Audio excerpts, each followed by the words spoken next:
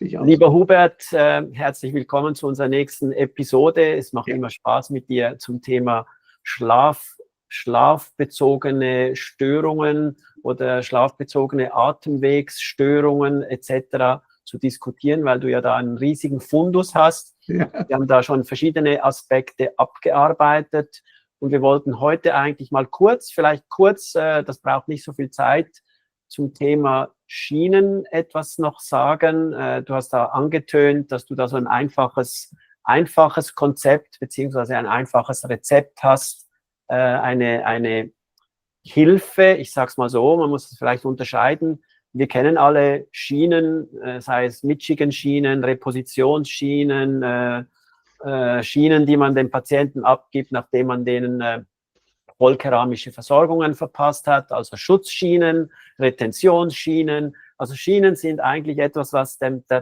Zahnarzt in der zahnärztlichen Praxis fast täglich dir irgendwie in einer Form über den Weg läuft, weil wir wissen, dass unsere Patienten halt mit den Zähnen nicht immer so umgehen, wie wir das gerne hätten. Also reden wir kurz über Schienen und dann, wenn wir noch Zeit finden, hast du mir noch gesagt, hättest du noch ein anderes spannendes Thema. Ja, also erstmal Schienen. Also im Prinzip sage ich mal gerne, wir machen so etwas Backward Planning. Also wir überlegen uns erstmal, was soll eine Schiene eigentlich machen? So. Und wir wissen, dass es im Prinzip um die Zunge geht, um nichts anderes. Wir wollen die Zunge nach vorne bringen, weil dadurch eine biologische Kettenreaktion gestartet wird. Also die ganze Struktur vom Oropharynx wird gestrafft und die Atemwege werden offen gehalten. Das beinhaltet sozusagen auch die Lage vom Hyoid, also vom Zungenbein. Und wenn wir jetzt überlegen, okay, was soll eigentlich passieren mit einer Schiene?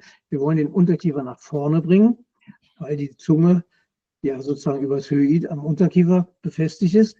Und dadurch machen wir die oberen Atemwege frei. So, und jetzt ist es so, von der Konstruktion her gibt es ja unterschiedliche Merkmale und einige treffen sozusagen die Anforderungen ganz gut und einige treffen sie nicht so ganz gut. Und das Entscheidende ist für uns zu verstehen, was eigentlich eine gute Schiene ausmacht und eine weniger gute Schiene.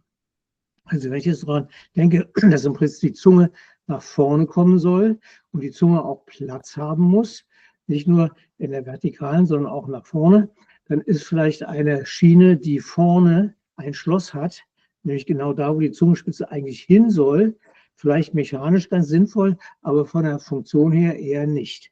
Muss man dann sagen, die haben nicht zu Ende gedacht. Die haben nur gedacht, wir bringen den Unterkiefer nach vorne, aber nicht warum. So, ich will natürlich jetzt nachher, wenn wir die einzelnen Schienen mal besprechen, sozusagen nicht einige gut machen, einige schlecht machen. Das muss jeder Zahnarzt für sich selber entscheiden. Aber wir müssen halt wissen, also erstens mal muss eine Schiene, die wir einsetzen, titrierbar sein. Das heißt, die muss in der Protrusion veränderbar sein. Weil es gibt ja sozusagen bestimmte Regeln, dass man sagt, man fängt mit maximalem Vorschub, beziehungsweise 50% vom maximalen Vorschub oder 2/3 des maximalen Vorschubs an und überlegt dann und sieht dann, wie es funktioniert. Und was eben häufig vorkommt, so aus der eigenen Erfahrung, dass die Patienten in den ersten 14 Tagen, 3 Wochen ganz prima damit zurechtkommen und dann sagt plötzlich die Frau, du fängst jetzt wieder an zu schnarchen. Und dann muss man halt titrieren. Das heißt, man muss das entsprechend anpassen. Wobei ich auch immer sage, wenn jemand behauptet, er würde eine Schiene einsetzen und kann garantieren, dass der Patient nie mehr schnarcht, das ist eine Sache, die funktioniert so nicht. Es gibt wichtige Leute aus der deutschen Gesellschaft, die das immer behauptet haben.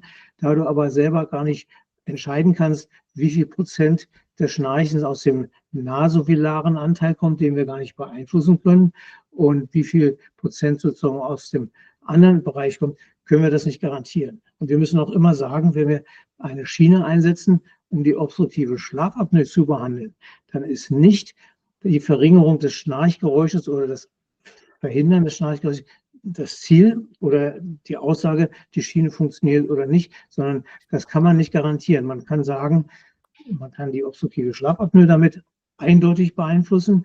Ob es mit dem Schnarchen funktioniert, muss man sehen. Hängt eben davon ab, woher dieses Geräusch kommt. So, und dann haben wir gesagt, wir brauchen also Platz für die Zunge und wir brauchen, was vielen Schienen fehlt, einen sogenannten Stimulus. Es gibt ein Gerät, das nennt sich Inspire. Darüber haben wir, glaube ich, noch nicht gesprochen. Nein. Du kannst dir ja vorstellen, wenn du atmest, dann wird sozusagen die Interkostalmuskulatur angespannt. weil wir sozusagen den Brustkorb heben, damit sich das Fleisch versenken kann. So. Und wenn das jetzt im Schlaf passiert und der Mensch einatmen will, aber die Zunge den Atemweg verlegt, dann muss man irgendeine Funktion erfinden, um die Zunge zu aktivieren. Und das sogenannte Inspire-System ist sozusagen ein Zungenschrittmacher. In dem Augenblick, wo du die Interkostalmuskulatur anspannst, gibt es einen Impuls in die Zunge und die Zunge wird aktiviert und wird dadurch klein und dadurch werden die Atemwege frei. Man kann es dir natürlich vorstellen, tagsüber möchte man das nicht haben. Wenn du redest und atmest, jetzt kriegst du jedes Mal einen kleinen Schlag in die Zunge.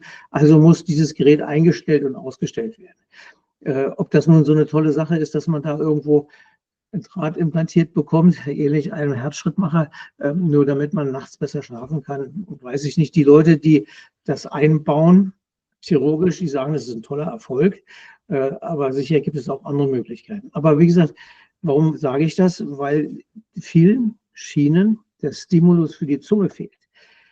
Diese Schiene, die ich sozusagen entwickelt habe, die sozusagen alles das bietet, was eine Schiene bieten soll, hat auch einen Stimulus für die Zunge, nämlich eine Auflage für die Zunge. Ich sage mal, wie zwei halbe Bonbons, die unter der Zunge liegen, die der Zunge den Impuls geben, geh doch bitte mal nach vorne und oben, weil da hast du plötzlich Platz. Du weißt ja noch, die ideale Zungenlage ist vorne oben und nicht hinten unten. Genau. Also, das ist jetzt mal grobe Richtung, sagt, was muss so eine Schiene können? Die muss natürlich nach den S3-Leitlinien auch individuell angefertigt werden, also nicht over the counter irgendwie heiß machen und reinweisen. Das funktioniert so nicht. Ja, das sind so die Dinge. Und jetzt kann man sich natürlich die einzelnen Schienen, ich habe mal so ein paar Mal aufgeschrieben, weil ich die auch nicht aus dem Kopf weiß. Also diese klassische Geschichte, das ist so die IST oder Herbstschiene. Und da ist es ganz wichtig, dass du praktisch die Anlenkung von den Stangen richtig hast. Wenn du dir merkst, vorne, oben, hinten, unten, wenn die Stangen entsprechend so eingesetzt werden, dann ist es so, in dem Augenblick, wo der Patient den Mund aufmacht, gibt es noch eine weitere Rotation nach vorne. Das heißt, du verstärkst noch den Effekt. Wenn du es andersrum anbringst, die Stege, dann ist es so, dass der Unterkiefer nach hinten fällt bei der Öffnung und dann hast du den Effekt nicht mehr. Und deswegen müssen einige Schienen dafür sorgen, dass das nicht passiert, indem sie Gummizüge einhängen. Gummizüge sind aber wieder hinderlich und die reißen und die sind schwer zu pflegen. Das kann man ganz einfach umgehen, indem man die Anlenkung richtig macht. Ja, was gibt es sonst noch? Also diese Tab-Schiene, die nennt sich Thornton Adjustable Positioner. Die ist eigentlich von der Technik her genial, weil sie praktisch im Frontzahnbereich so ein Schloss macht. Das kannst du einhängen. Dann hast du auch die Möglichkeit, Lateralbewegung zu machen. Aber das Dumme ist, dass sie genau da, wo die Zunge eigentlich hin soll, den Weg blockiert. Deswegen ist es aus meiner Sicht nicht indiziert. Ja, dann gibt es noch dieses Silensor. Das ist eine relativ einfache Schiene. Das ist immer die Frage, willst du jetzt nur mal eine Schiene haben, um es auszuprobieren, dann kannst du natürlich auch eine Tiefziehschiene machen mit entsprechend einfachen Verbindungen, wobei du dann auch nicht millimeterweise titrieren kannst, sondern gibt es halt eine mittelgroße und eine kleine zum Einhängen und das war's dann. Und dann gibt es eben auch noch die CNC-Geschichten, Narwal zum Beispiel, die werden gescannt und dann gefräst, aber die haben alle nicht die Möglichkeit, sich titrieren zu lassen. Also diese Narwal-Schiene ist ja sehr populär. Für mich ist die ist riesengroß. Die scheint aber da bei vielen Versicherungen sich da ein bisschen wie etabliert zu haben. Meinst du groß im Markt oder vom Ja, auch von der Schiene her wirkt die, also ein paar Patienten haben das von mir, weil quasi das Schlaflabor gesagt hat, ja, wenn eine Schiene, dann nur so eine. Ja, also der Hintergrund ist natürlich also wie ich das aus meiner Erfahrung mit den Kollegen kenne, die rufen dann erstmal in ihrem Labor an, macht ihr eine Unterkieferprotrusionsschiene? Ja, prima. Dann kommt die zweite Frage, ja, was macht er denn vielleicht für eine? Und damit ist der Zahnarzt in der Regel schon zufrieden. Er weiß, das Labor macht eine Schiene, ob die jetzt nur den Bedingungen wirklich super angepasst ist oder nicht, ist dann mal zweitrangig. Und deswegen muss man sich halt erstmal überlegen, was will ich eigentlich mit der Schiene? Und es gibt eben verschiedene Techniken, um diese Protrusion einzustellen. Die Geschichte mit diesen Flügeln zum Beispiel. Und das muss man sich halt angucken. Also erstens ist es sozusagen sinnvoll für den Gebrauch. Ist es für den Patienten angenehm zu tragen? Ist es einfach zu titrieren? Wie viel Weg habe ich da? Und dann natürlich auch noch, wie ist es mit der Möglichkeit, einen Zungenstimulanz einzubauen. Also ich kenne keine Schiene, die kommerziell gemacht wird, die eine Zungenstimulanz hat. Ich lasse mich ja oder habe mich sozusagen in vielen Dingen bezogen auf die Arbeit von Michael Gelb aus New York, der tolle Schienen gemacht hat. Die sehen zwar ein bisschen anders aus, haben aber eben auch ganz interessante Features.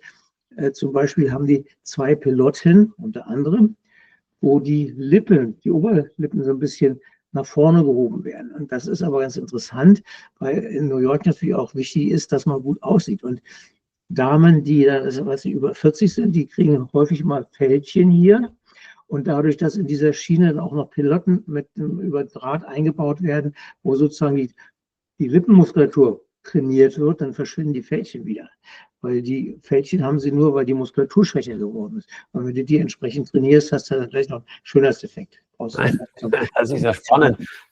Aber wenn ich jetzt da dir so zuhöre, gibt es irgendwo eine gute Übersicht? Also neben deinem Kurs, den du natürlich anbietest zu dem Thema, aber gibt es da eine Übersicht jetzt für die Zahnärztinnen und Zahnärzte, wie sie sich, weil du hast gesagt, ja, der Zahnarzt ruft seinem Labor an und sagt, schau mal, ich brauche quasi eine Schnarchschiene, eine Schlafschiene oder was auch immer, wie du das nennst, also eine Protrusionsschiene. Was machst du oder was kennst du? Ja. Und, aber sag mal, vielleicht einfach ganz kurz, was wären Checklisten? Also ich denke, dass es einen Grund hat, wieso verschiedene Konzepte auf dem Markt vorhanden sind. Jeder hat irgendeine Idee, was er jetzt damit bezwecken soll, will oder nicht. Aber grundsätzlich, wenn ich einen Patienten anschaue, wie entscheidest du, was für eine Schiene jetzt für einen Patienten sinnvoll ist? Naja, ich habe ja eine Zeit lang, habe ich auch Schienen sozusagen verwendet, die vom Labor angewendet werden, bis ich dann festgestellt habe, alle haben irgendwo ein Shortcoming. Irgendwo fehlt da was. Also bei dem einen ist es so, dass ich dann zu wenig Vorschub habe und dann muss das ganze Ding wieder ins Labor, es muss umgebaut werden. Oder beim anderen ist es so, dass die Verankerungen nicht fest genug sind, wenn der Patient da ein bisschen knirscht oder mit einem Laterotosom, dann haut es da die Verankerung raus. Und deswegen muss man einfach sagen, okay, was will ich? Ich will das tetrierbar haben, und zwar mit einfachen Mitteln. Ich will, dass es wirklich individuell hergestellt wird. Dann will ich auf alle Fälle, dass genug Platz für die Zunge in der Vertikalen ist, ganz wichtig. Und natürlich auch Platz nach vorne für die Zunge. Also wenn ich mir so eine Schiene angucke und sehe, dass die vorne gar keinen Platz hat, wo die Zungenspitze rein kann, dann weiß ich schon, dass die Funktion verfehlt hat. Ich habe bei meinen Schienen zu Anfang im oberen, vorderen Teil immer noch so eine kleine Kugel einlaminieren lassen. Dann habe ich dem Patienten gesagt, so, wenn Sie das Ding eingesetzt haben, fühlen Sie mal mit der Zungenspitze, wo die Kugel ist, und da soll Ihre Zungenspitze sein. So, nachher konnte man das dann auch entsprechend wegschleifen. Aber das ist halt so, der Platz für die Zunge muss da sein. Und wie gesagt, dieser Stimulus für die Zunge unter der Zunge ist auch sinnvoll.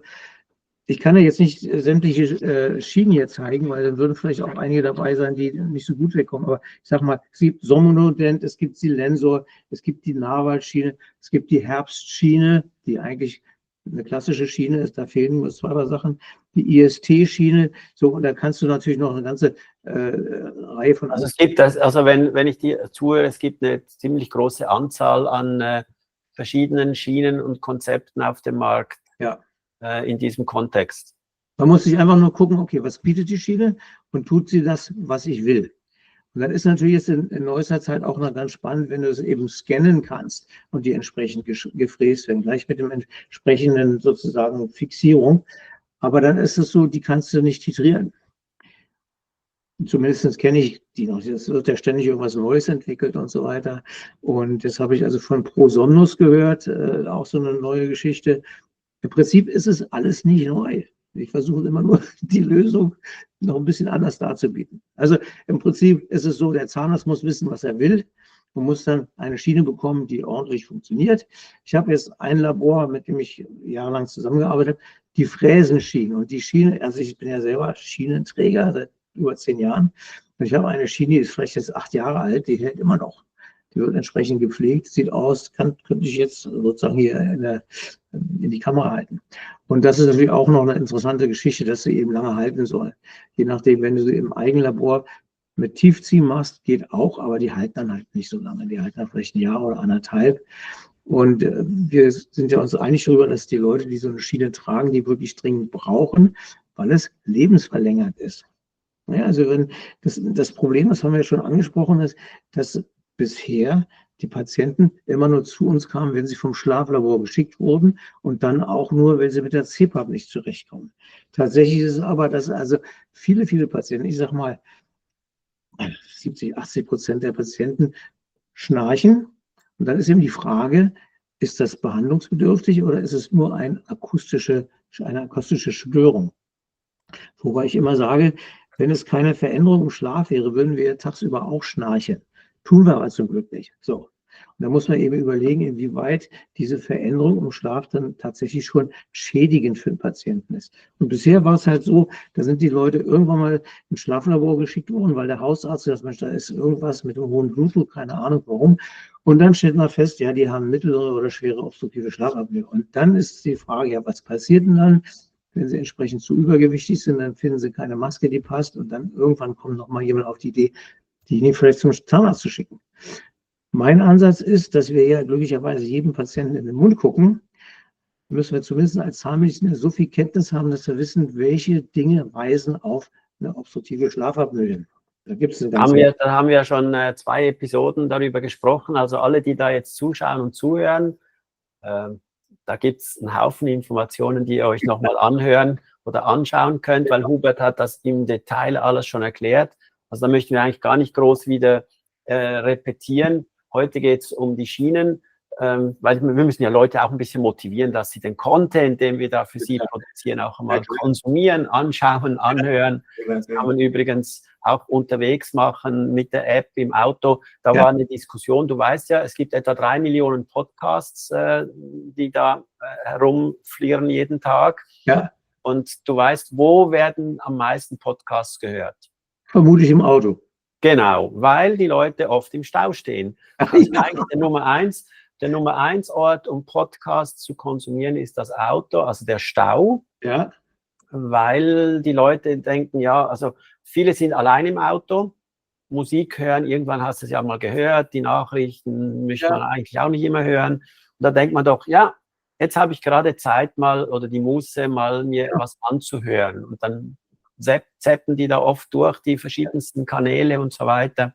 Und deshalb sind Podcasts populär, weil die Leute Zeit haben, weil sie gezwungen sind, die Zeit irgendwie totzuschlagen.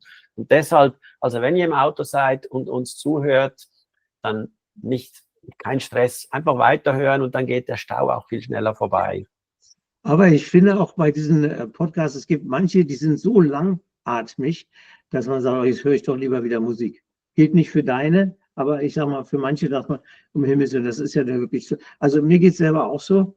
Du weißt ja, dass auch sozusagen sogar die Filme, cineastische Filme, die sind praktisch durch die entsprechenden Kurzvideos beeinflusst. Also früher hat man gesagt, eine Szene, wenn die, 30 Sekunden dauert, dann ist das richtig. Heute darf die nicht länger als 15 Sekunden sein, sonst sind die Leute schon gelangweilt. Und so hat sich sozusagen die Art und Weise, wie man Dinge aufnimmt, stark verändert. Also auf alle Fälle nicht zu lange. Also ich bin ja jemand, wenn ich alleine Fernsehen schaue oder alleine Filme schaue, dann spule ich viel vorwärts. Ich auch. Unglaublich. Also, weil jetzt ja, gestern war auch wieder Tatort und dann habe ich meiner Frau gesagt, du, aber jetzt geht es ja in jedem Furzkrimi, steigen die Leute ins Bett und haben ein bisschen Sex. Also ich weiß nicht, wieso, dass das heute ist unglaublich, was für Dinge, die sicher Spaß machen und müssen wir nicht drüber diskutieren. Aber muss da ständig nackte Haut da sein? Dann sage ich ja, also wenn die nackte Haut dann Überhand nimmt in einem Film oder in einem Krimi oder was auch immer, dann scheint mir der Rest nicht sehr wertvoll zu sein. Das hat wahrscheinlich auch mit unserem Alter zu tun, aber ist es auch so, ich kann eigentlich kein Video, kein Fernsehfilm mehr sehen, ohne das Handy in der Hand zu haben, weil ich immer zwischendurch noch andere Sachen schnell abchecke. Ja. Also so ist es halt, sozusagen die Aufnahmefähigkeit und Willigkeit der Menschen hat sich sehr verändert. Und deswegen denke ich auch immer, also lieber kurze Podcasts, die auf den Punkt kommen und nicht riskieren, dass die Leute ja ausschalten, sagen, ja, das kenne ich ja alles schon. Ne? Also, das ist so diese Geschichte. Was wollte ich denn noch erzählen? Achso, ich habe noch zwei wichtige Fragen. Du weißt, du hast mich damals bei einem Vortrag, das ist jetzt 20 Jahre her, hast du vom Publikum gefragt, okay, erzählt mir doch bitte mal die okklusalen Verhältnisse des oberen Sechsers. Mit wem okkludiert der? Kannst du dich noch entsinnen? Ja. Ja, da gab es großes Entsetzen. Kein Mensch wusste. Also, und meine Frage ist folgende, warum habe ich denn aufgeschrieben? Weißt du, was die sogenannte Forward Head Posture ist? Also, das kannst du ja aus der Beschreibung, dass die Leute gerne den Kopf nach vorne. Da denkt man, meine Güte, stell dich doch mal gerade hin. Jetzt hat das aber auch was mit der Atemphysiologie zu tun. Wenn ich den Kopf nach vorne nehme, dann strecke ich sozusagen, dann ziehe ich das Hyoid nach vorne. Dann kann ich dadurch meine Atemwege öffnen. Das heißt, wenn da ein Patient zu dir reinkommt und er kommt so mit dem Kopf nach vorne, dann musst du gleich mal denken, aha, da gucke ich mal nach, ob der möglicherweise schlafbezogene Atemstörungen hat. Und dann ist noch die ganz wichtige Frage, welcher Muskel zieht denn den Unterkiefer hauptsächlich nach vorne? Den Unterkiefer, das muss irgendetwas mit dem Hyoid zu tun haben. Schon gut, ja. Und welcher? Da kommst du mir wieder mit der Anatomie. Also ich weiß welcher Muskel das ist, aber ich kenne Pterygoideus. Musculus pterygoideus lateralis. Ja, genau. Siehst du, gar nicht so schlecht war ich jetzt nicht. Ja. Und zwar gibt es da zwei Köpfe und der untere zieht sozusagen das Kaput nach vorne und der obere zieht sozusagen Diskus mit nach vorne. Also da hat mir doch jetzt auch noch ein bisschen Repetition zum Thema alleine hat schon gemacht.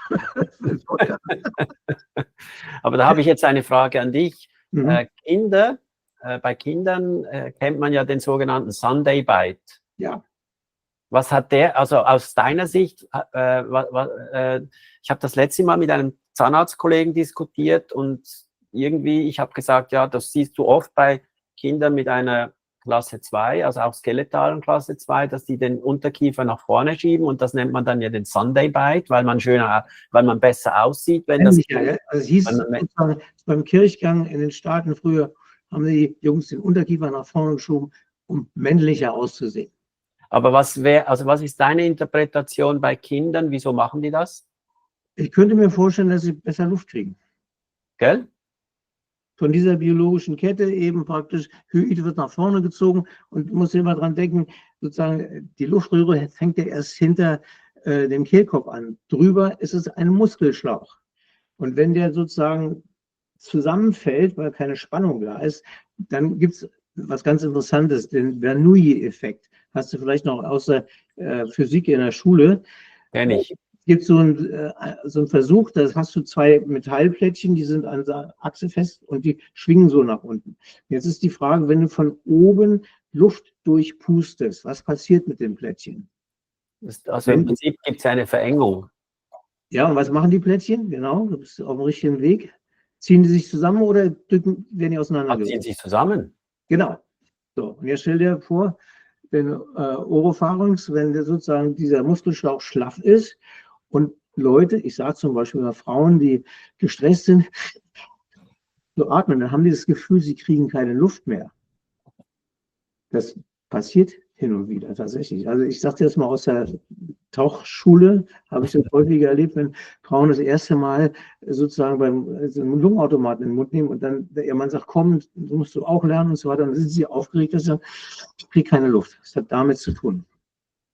Perfekt. Ich habe noch eine Frage. Du hast mir letztes Mal eine Idee geschickt, nachdem ich unseren letzten Podcast leider aus zahnmedizinischen Gründen, also nicht, weil ich ein Problem hatte, sondern ein Patient in unserer Praxis ein Problem hatte, den Termin verschieben musste, hast du mir gesagt, ich habe eine gute Idee. Und dann hast du mir geschrieben, Notfall medizinischer Art oder abgebrochener Zahn. Ja. Jetzt möchte ich das möchte ich jetzt von dir noch kurz wissen, was wolltest du mir mit dieser Frage sagen? Na, ich wollte eigentlich nur wissen, ob es ein medizinischer Notfall ist, weil das ist immer etwas, wovor man als Zahnarzt immer Angst hat, weil wir sind, egal wie gut wir ausgebildet sind, nicht so gut ausgebildet, dass wir wie ein Notfallmediziner so einen Patienten entsprechend versorgen können. So. Und deswegen, wenn das Notfall für mich wäre das ein Schmerzpatient. Und Also nicht ein, Notfall heißt, also ich sehe es mal so, als Zahnärztin oder Zahnarzt bist du für deine Patienten zuständig. Ich regle aber schon ganz klar, dass ich nicht jetzt abends um 10 für meine Patienten auch da bin, weil es ist wichtig, dass ich sage, okay, ich bin von 8 bis 5 jeden Tag für meine Patienten voll da. Wenn es außerhalb der Zeit ist, dann leider nicht. Also ich kann Fragen beantworten, aber ich möchte doch mein Berufsleben und mein privates Leben voneinander trennen, weil genau deshalb, wenn du das eben nicht trennen kannst, bekommst du schon auch psychische Probleme oder das, was heute viel diskutiert wird, wenn man seine Probleme aus der Arbeit nach Hause bringt oder umgekehrt die Probleme von zu Hause in die Arbeit bringt, das ist nicht gut, sondern ich versuche in der Zeit, in der ich in der Praxis bin, von 8 bis 5, mich möglichst gut voll auf meine Arbeit und meine Patientinnen und Patienten zu konzentrieren. Und wenn da natürlich etwas ist und ich in der Praxis bin, dann hat mein Patient, meine Patientin hat dann einfach die höchste Priorität. Und das ist auch was die Patientinnen und Patienten schätzen. Aber ich habe dann auch klar kommuniziert, um 6 Uhr, 7 Uhr, 8 Uhr, 9 Uhr abends müssen Sie mich nicht mehr anrufen. Das ist spannend. Ich habe ja meine Handynummer, seit es ein Handy gibt, habe ich dieselbe Nummer. Die ist auf meiner Webseite, die ist auf meiner Visitenkarte, die ist überall frei zugänglich und trotzdem ruft mich fast nie jemand an. Ja, das ist doch toll. Das ist übrigens aus der amerikanischen Zahnheilkunde so, die Qualität deiner Praxis wird dadurch bestimmt, wie viele Notfälle du hast. Wenn du deine Patientenklientel so im Griff hast, dass sie regelmäßig zur Prophylaxe kommen und du entsprechend untersuchst und siehst, da könnte ein Problem auftauchen, dann hast du wenig Schmerzpatienten. Wenn du aber genau das Gegenteil ans Klientel hast, die eigentlich nur kommen, wenn eine Füllung ausgefallen ist, dann hast du ständig Schmerzpatienten. Also so gesehen kannst du schon mal sagen, top. Also wir versuchen es, aber ich sage es nochmal, es gibt Situationen, die sind nicht, absolut. Ich sage so, es gibt so eine kleine Zahl von Patienten, die regelmäßig vor Weihnachten, vor Ostern, vor den Sommerferien am letzten Tag noch anrufen und dann denke ich immer, aber wieso jetzt?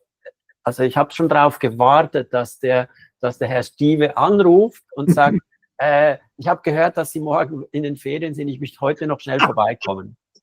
Und oft ist dann gar nichts. Aber Sie haben einfach gesagt, schauen Sie, wenn Sie jetzt 2 oder 3 Wochen weg sind, weil ich möchte nicht irgendwo anders hingehen, möchte ich die Sicherheit haben, dass mir nichts passieren kann. Also das gibt auch diese Patientinnen und Patienten. Ich erzähle jetzt aber nochmal eine Geschichte, die für mich berufsprägend war. Also ich habe in Mainz studiert und habe an einem Freitagnachmittag unbestimmte Beschwerden bekommen. So, das hat sich bis Freitagabends um 10 so ausgewirkt, dass ich eine geschwollene Wange hatte und eine Dent-Diff entwickelt habe. Die ist sozusagen auf mich runtergeprasselt, ohne Vorwarnung. Ja? Und da war ich ja schon in der Klinik, erstes klinisches Semester, und bin dann mit einer dicken Backe abends um 10 in die Klinik und dann fragt mich die blöde Studentenkollegin, ob es denn weh tut, weißt du?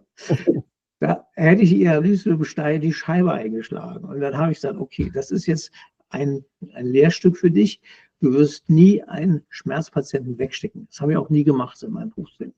Natürlich muss man dann unterscheiden, was ist wirklich der Schmerz oder was ist eine Füllung, die locker ist.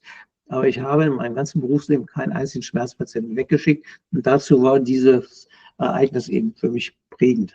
Aber zu dem Thema ist ja so, dass wenn ein Patient zu dir in die Praxis kommt, mit genau dem, mit der geschwollenen Backe, dann darfst du den eigentlich nicht wegschicken, außer du kannst ihn wirklich klar definieren und sagen, schauen Sie, da in 5 Minuten, 10 Minuten gibt es einen Kollegen, es gibt ein Spital, es gibt was auch immer, das sich um Ihr Problem kümmern kann. Das ist unterlassene Hilfestellung. Also wir haben einen Kodex, wir haben etwas unterschrieben und ganz viele wissen nicht, also ich glaube, dass das auch in Deutschland so ist.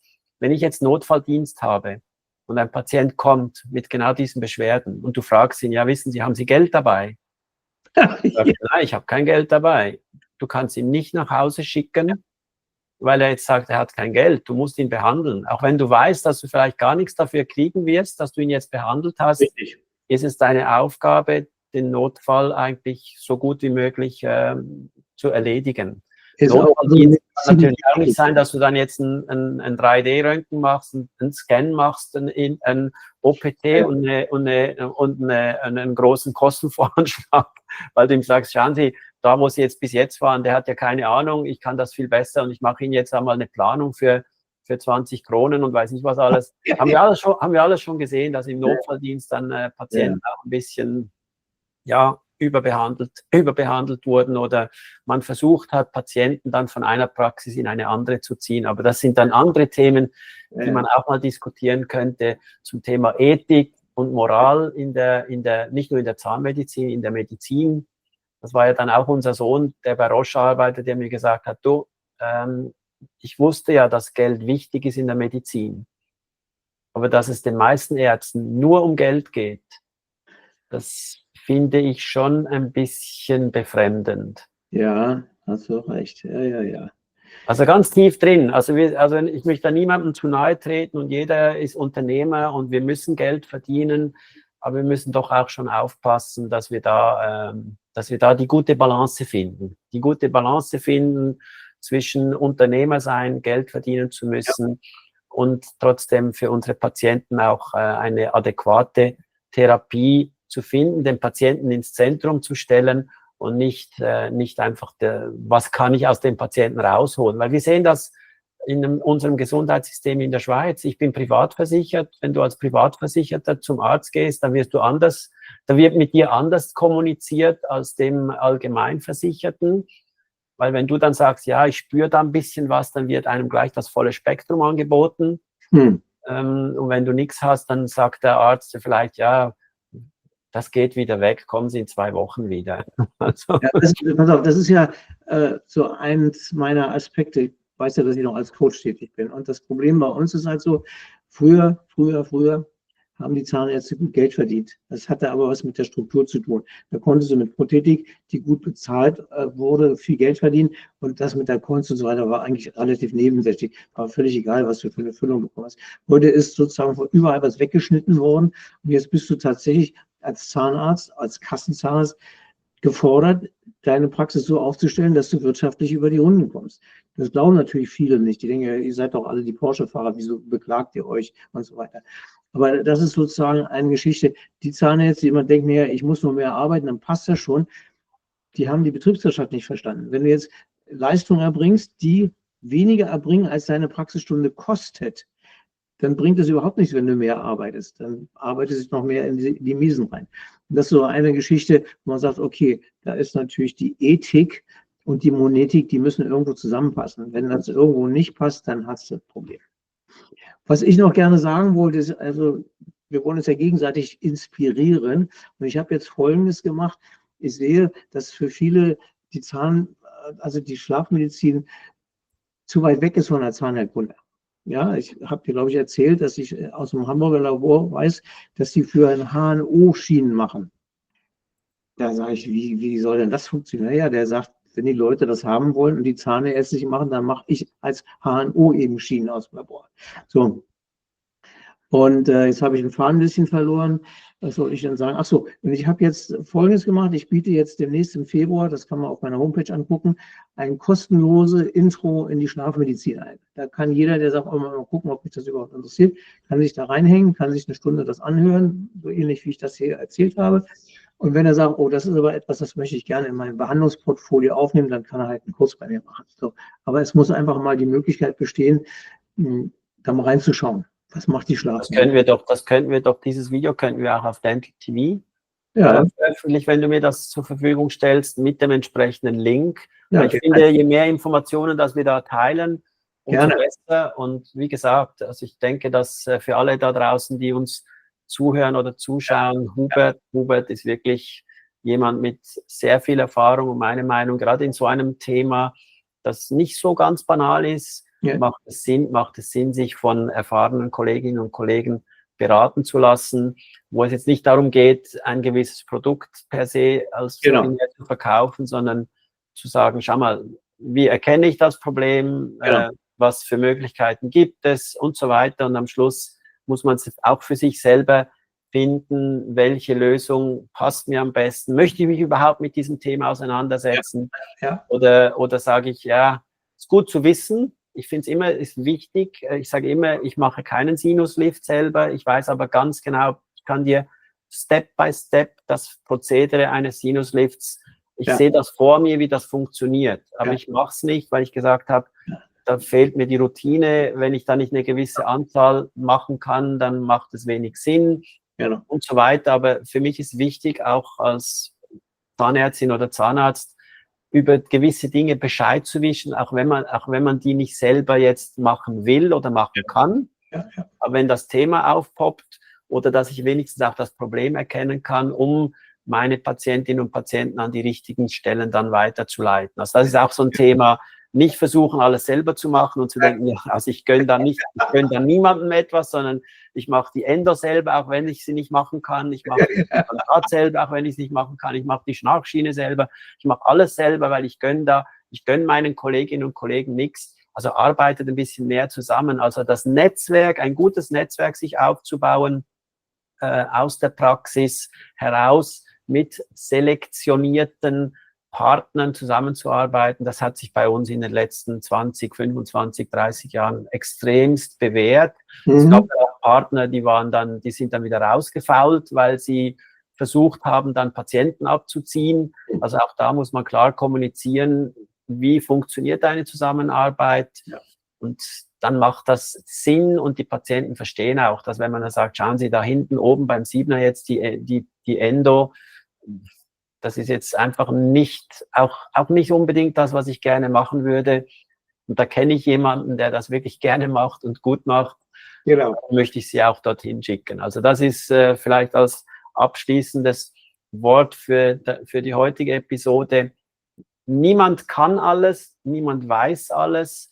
Man soll aber versuchen, möglichst viel zu lernen, zu wissen oder auch zu wissen, wo kann ich etwas nachschauen, wenn es nötig ist. Also ich habe ja jetzt auch da es gibt da einen Haufen neue Tools. Ich habe mir eine neue Virtual Reality Brille gekauft.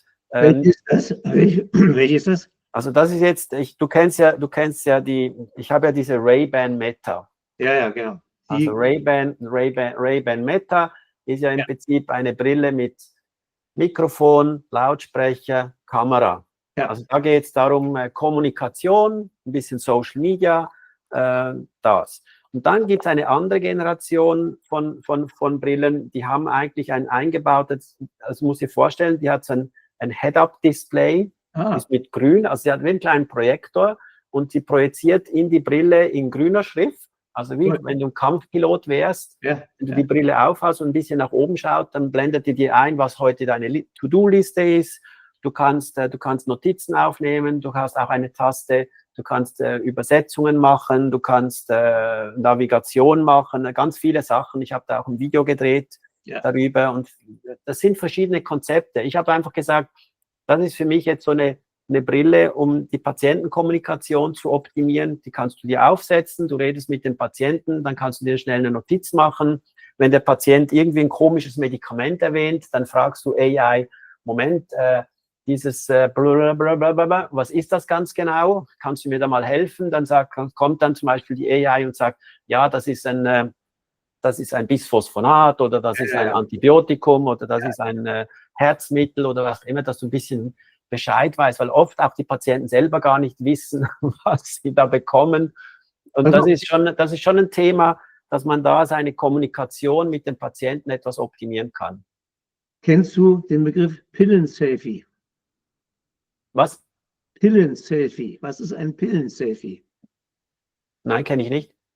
Wenn Patienten so eine Liste von Medikamenten nehmen, dann sagen sie, stellen Sie bitte mal alle Medikamente nebeneinander hin und machen davon eine Aufnahme. Und die bringen Sie mir bitte mit. Das ist das Pillen-Selfie. Okay.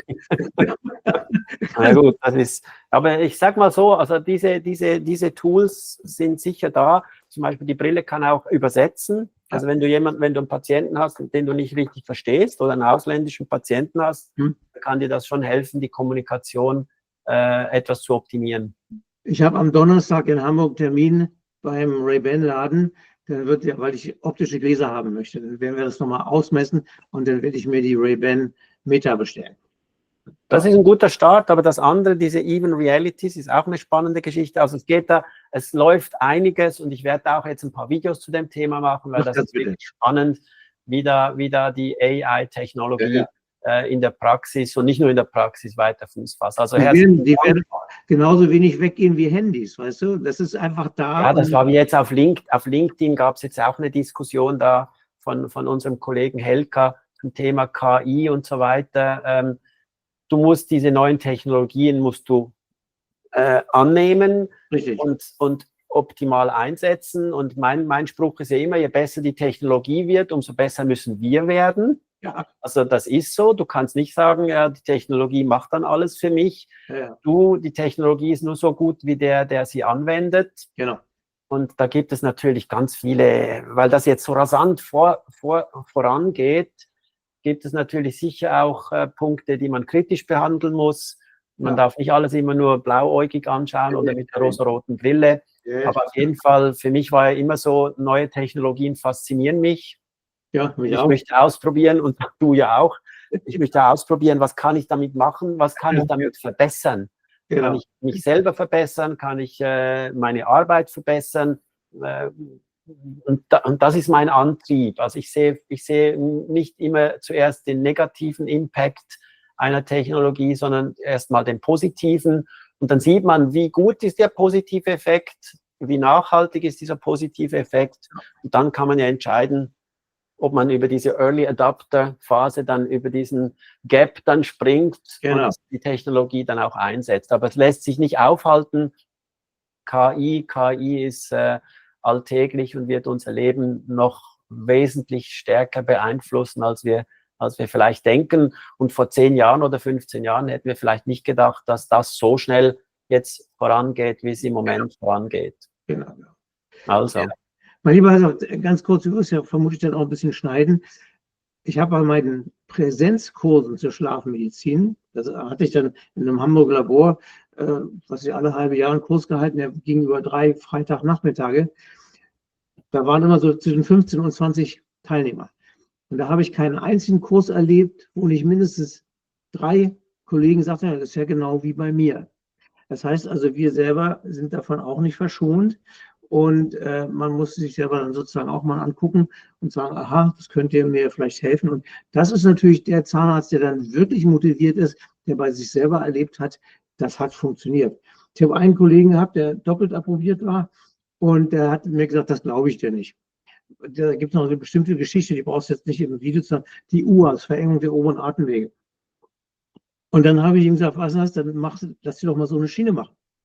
Und dann hat er tatsächlich gemacht, und da waren ja immer, wie gesagt, eine Woche zwischendurch. Und dann beim zweiten Mal sagte er, du wirst das nicht glauben, ich wusste gar nicht, dass ich sowas habe. Mir geht es jetzt so viel besser.